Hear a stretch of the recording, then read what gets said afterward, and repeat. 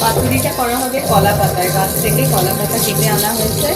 এবার কলা পাতাগুলোকে পরিষ্কার করে জল দিয়ে ধুয়ে নেওয়া হচ্ছে। এবার কলা পাতাটাকে চাটুর উপরে দিয়ে হালকা করে সেঁকে নেওয়া হচ্ছে, যাতে গ্যাসটা দেখুন একদম কম করা আছে, যাতে কলা পাতাটা নরম হয়ে যায়, তাহলে এটাকে ভাঁজ করতে সুবিধা হবে। তাই জন্য ধুয়ে নেওয়ার পরে পাতাগুলোকে চাটুর উপর দিয়ে একটু সেঁকে নিলেই পাতাগুলো নরম সেঁকে নেওয়া হচ্ছে। হ্যাঁ, এবার দেখুন ওই সেঁকা কলা পাতার উপরে ডিমের মিশ্রণটা দিয়ে দেওয়া হচ্ছে।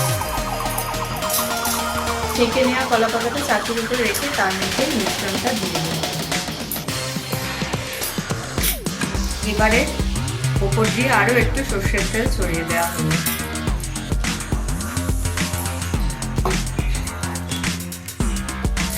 এবারে কড়া পাতাটা মুড়ে দেওয়া হবে পাতায় মোড়া হয় বলেই এটার নাম কিন্তু পাতুরি।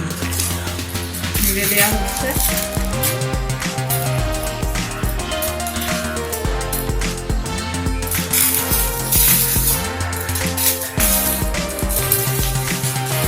গ্যাস কিন্তু কমানো রয়েছে।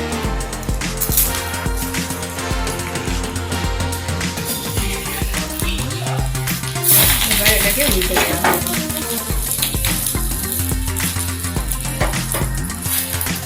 গ্যাস কমানোই আছে।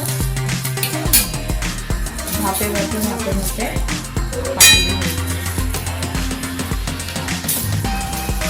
এটাকে আবার উল্টানো হচ্ছে।